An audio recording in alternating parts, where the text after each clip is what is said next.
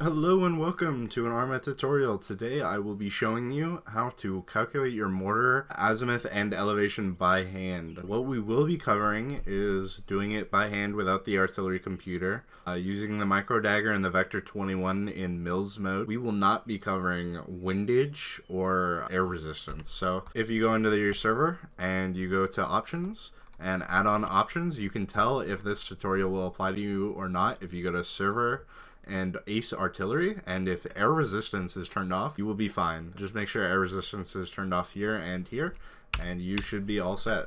So the mortar I will be using today is the CSW 60mm mortar. This has a range of 1300 meters, that's 1,300 meters, and a minimum range of 100 meters. So what you will need in your inventory: a vector 21 nite, microdagr GPS, and artillery range table. It's always handy to have a map tools or GD300 Android from CTAB, or just any general CTAB device. So let's set up our vector 21. For specifically artillery fire missions, we use a different unit of degrees. So if you hold tab, this gives you your degrees to the target. So there are 360 degrees in a circle. Not anymore. When you hit tab 5 times, it says unit set. Hit R until it looks like this, 6400 51-U.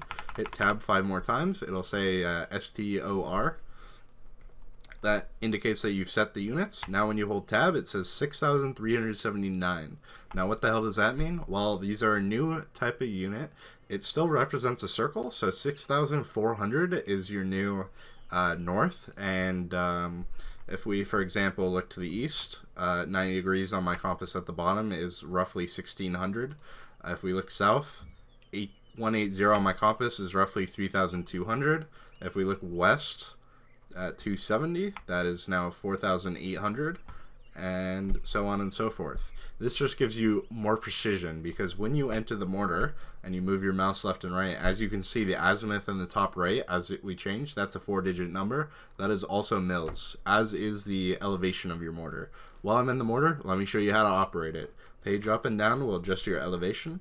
If you hold shift while you do page up and down, that is your precision search. If you do left mouse and right mouse, that changes what orientation your mortar is looking. With the controls on, I believe it is vehicles and then aim up, left, down, and right, you can adjust these to have keyboard movements as well if you need some precision movement. So let's get our microdagr set up. Let's go to configure microdagr. It bugged out on me there. Configure your microdagr. Top left, hit the Wi-Fi bar. Go to settings, angular units, click it once. It should say mils. Now if you go down to your map and click it again, you'll get your textures back. The most important thing, hit connect to while you're holding your vector 21s in your hand. It now will sync up if you do tab and R. Okay. Here we go. So we got in full screen mode. Elevation, this is your current elevation in meters above sea level. So we're on a bit of an incline here, so we're 100 meters up. This is your current orientation, so we are facing at mil 6366.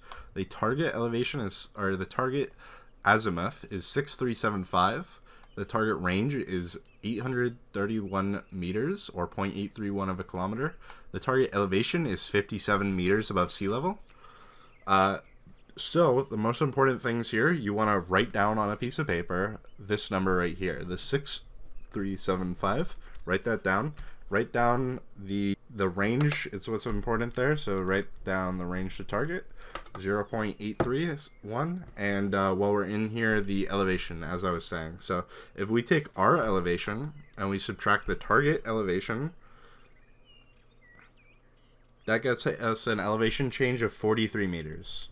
So elevation change is 43 meters, range to target is 831 meters, and azimuth to target is 6375.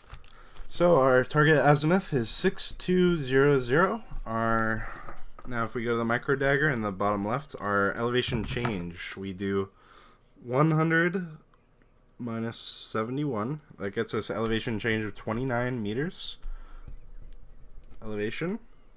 And the range is 591 meters. Perfect. Now that we have those values and you've entered your mortar at least once, you have to enter the mortar or it won't generate this info for you. But if you have the the artillery sheet that I said you needed in your inventory. It'll update with the mortar that you entered. Open that up. On the left here, you have your charge selection. So charge 1 is your longer range. That can go up to like charge 2, charge 3. Make sure you're set in high mode, by the way. Oh, I accidentally closed it. And then charge 0 is your closer range type thing. So charge 1 is what we're going to need for this fire mission because it's 591 meters, so around 600. So what we're going to do for 600 meters, our starting elevation is 1357. So now that we have our starting elevation, we look at this chart, distance of elevation per 100 meters. So that means as your elevation changes, you need to change the amount that you modify this elevation value here, the 1357. So how we can do that, if we take our 9.8 and we divide it by 100, that gets us our elevation change per 1 meter of elevation, if that makes sense. So that means this is 0.098 elevation change per 1 meter. So our elevation change, as I discussed, was 29 meters.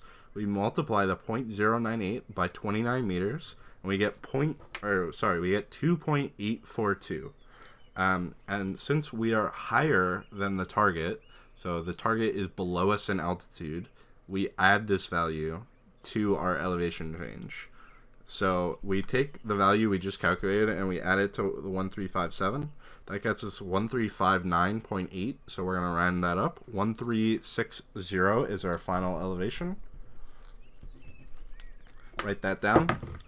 And then time of flight, I would not bother calculating that, to be honest. Just take the time of flight that's nearest to your range and tell whoever you're talking to. They don't need it broken down any more than that. But the method to calculate that would be similar. So hop in your mortar. Alright, first let's set our elevation, because I think that'll mess with our azimuth anyway. So we said 1360. There we go, I got it right away. And our azimuth to target was 6200. Yeah, button. There we go. We got it pretty much bang on there. And let's see how accurate that calculated target was. Look at that, right on the dude's head. So that's how you calculate it. I will show you one more example. So this target right here is 6337 on the azimuth on the left. And now we look at our thing on the left here. So our elevation change, you don't even need a calculator for that. Our elevation is 100 meters, their elevation is 50, so elevation change is 50 meters. Range is 1.080. So, as discussed, pull up your chart. Find your nearest band here. So, so it's between 1050 and 1100. So something we can do, if we take the value here, 1125, and we add 1125 to the next one. So like say we had a target at 1075 and that's right in between 1050 and 1100. This will get you closer to the target. So if we do 1125 plus 1091 and then divide it by 2, that's just averaging our values out. So our elevation is 1108. That's what we're starting with that we've calculated. And then our distance of elevation change per 100 meters, as discussed, let's average that out as well. So 28.3 plus 33.2. We do that, divided by 2. That gets us our average elevation change per 100 meters. And then, as discussed, divide that by 100. That gets us 0.3075 per 1 meter of elevation change. You multiply that by the 50 meters of elevation change. That is 15.375 elevation change that we need to add. Since this is downhill from us, we add it to our value. So we take the 1108 and add 15.375, and we get 1123. That's our final value for the elevation, and our azimuth is 6337. Our time of flight is 20 seconds. So let's hop in the mortar. Let's set our elevation first, actually. 1123 is the elevation we're going for, roughly. There we go. And our azimuth is 6337. There we go. We got it. And we fired that round off. So 20-ish seconds from now, that should land right on the Tower 3 that we've marked.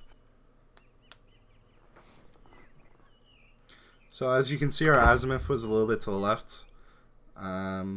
If we try to stand more precisely on top of where our mortar is positioned, we might get a different azimuth. So yeah, our azimuth now is saying 6336. So there we go. Let's send that. And there you go. That's pretty much bang on. I'm pretty happy with that. The only elevation discrepancy we saw there was because we were a little bit off of the nearest chart values, and we did that averaging. So that's just about as close as you could get it by hand. Of course, there are some other methods that would allow you to get a bit of closer by just doing a weighted average. Since that range was closer to the 1100, we could have weighted that a little bit heavier in our averaging calculation, and that would have gotten us closer. But I'm pretty happy with that overall, and that's how you calculate by hand. Hope it was a good tutorial for y'all. Have a good one.